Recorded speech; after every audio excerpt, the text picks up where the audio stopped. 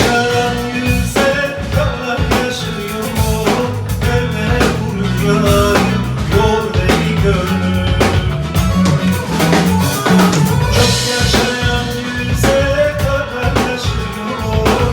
Evde vuruyor, yor beni gönlüm.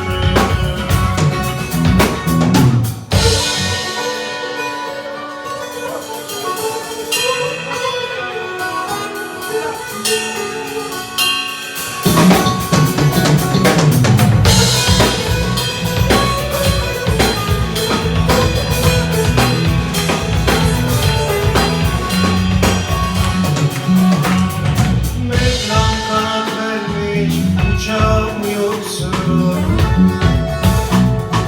Mevlam kanat vermiş, uçamıyorsun. Şu nefsin elinden kaçamıyorsun, kaçamıyorsun.